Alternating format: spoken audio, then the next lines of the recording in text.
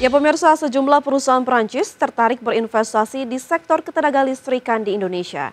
Fokus investasi diarahkan pada energi baru dan terbarukan, mulai dari pembangkit listrik tenaga air hingga tenaga nuklir.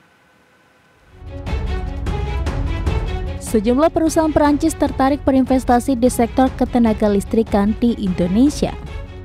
Hal tersebut disampaikan langsung utusan khusus Presiden Bidang Energi dan Iklim Hasim Joyo Hadikusumo usai menghadiri French Indonesia Business Breakfast Dialogue di kantor pusat MEDEF. Fokus investasi diarahkan pada energi baru dan terbarukan mulai dari pembangkit listrik tenaga air hingga tenaga nuklir. Hasim menyebut industri nuklir di Prancis sangat kuat karena 80% sumber listrik di Prancis berasal dari tenaga nuklir. Untuk tahap awal program listrik dari tenaga nuklir ditargetkan sebesar 500 MW dan pada tahap selanjutnya ditargetkan bisa mencapai 10 gigawatt. Banyak perusahaan Eropa, tapi khususnya Prancis ingin berpartisipasi dalam program misalnya kelistrikan, ya. So tadi ada yang berminat untuk hydropower, ya, bendungan, tenaga air. Terus kalian sudah tahu ya, bahwa industri nuklir Prancis sangat kuat. 80% listrik di Prancis itu hasil dari tenaga nuklir. Nah, mungkin perusahaan Prancis juga mau berpartisipasi dengan program nuklir kita karena Pak Prabowo sudah setuju. Nantinya sebagian besar lokasi reaktor nuklir berada di Indonesia bagian barat, adapun untuk Indonesia bagian timur akan menggunakan small modular reaktor. Dari Paris, Prancis, Mashirom, IDX Channel.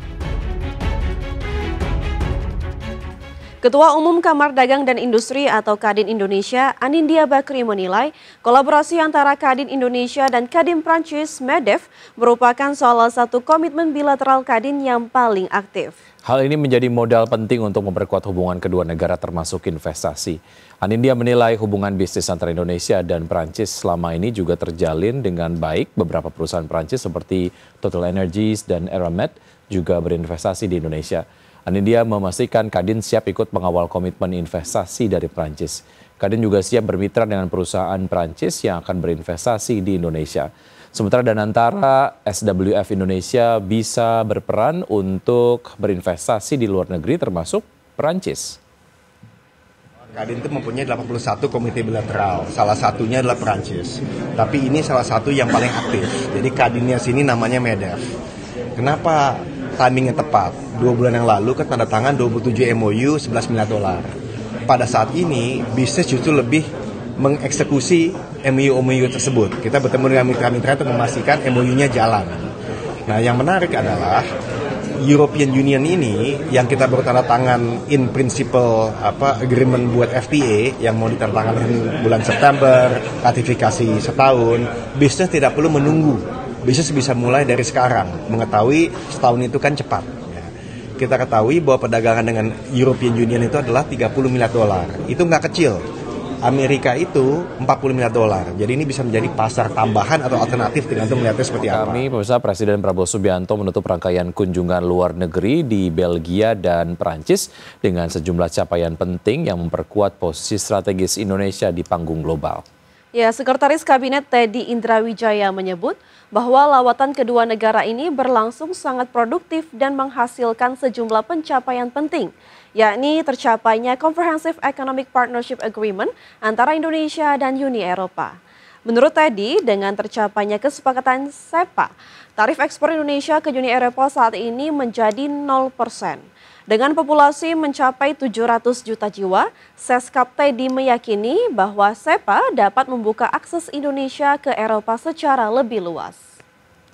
Adanya tarif ekspor Indonesia saat ini menjadi 0. Dari sebelumnya ada yang 10%, 20%, sekarang menjadi 0. Dan itu kesepakatan yang sangat amat baik untuk investasi, industri, dan ekonomi. Oke, itu. Kemudian di Eropa sendiri ada 27 negara, jadi Anda dapat bayangkan tentunya ini sangat baik. Populasi Eropa sekitar 700 juta, berarti ini membuka seluas-luasnya hubungan antara Indonesia dan Eropa di segala macam bidang. Ya, pemirsa, kelapa sawit menjadi sektor yang diuntungkan dari perjanjian perdagangan bebas Indonesia European Union Comprehensive Economic Partnership Agreement atau IEU-CEPA, dan kelapa sawit asal Indonesia tidak dikenakan sanksi dan sangat dibutuhkan industri di kawasan Uni Eropa.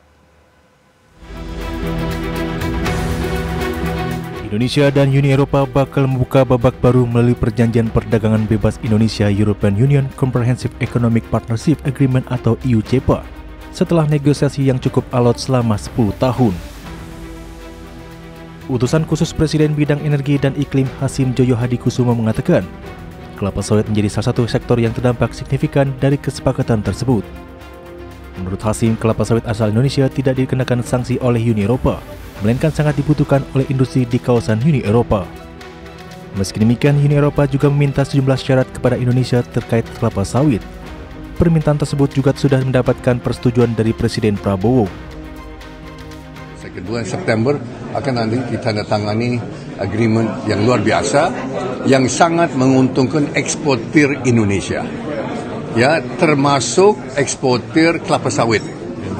Eksportir kelapa sawit sangat-sangat diuntungkan dengan perjanjian itu yang disepakati.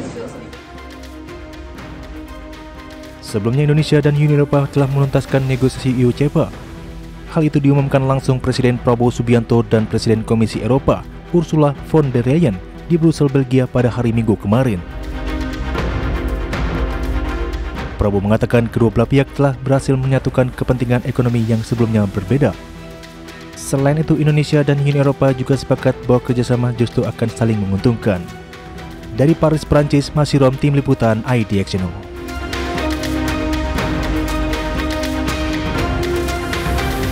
Terima kasih pemirsa, masih di Prime Market Highlights. Bank Indonesia memutuskan untuk menurunkan suku bunga acuan sebanyak 25 basis poin menjadi 5,25%. Ya, BI juga menurunkan sebanyak 25 basis poin deposit facility and lending facility masing-masing menjadi 4,5 dan 6%. BI juga menurunkan sebanyak 25 basis poin deposit facility dan lending facility masing-masing menjadi 4,5 dan 6%. Gubernur Bank Indonesia Peri Warjio menyatakan langkah tersebut sejalan dengan rendahnya perkiraan inflasi tahun ini dan tahun 2026. Keputusan ini konsisten dengan makin rendahnya perkiraan inflasi tahun 2025 dan 2026 dalam sasaran 2,5 plus minus 1%, terjaganya stabilitas nilai tukar rupiah sesuai dengan fundamental, serta perlunya untuk terus mendorong pertumbuhan ekonomi.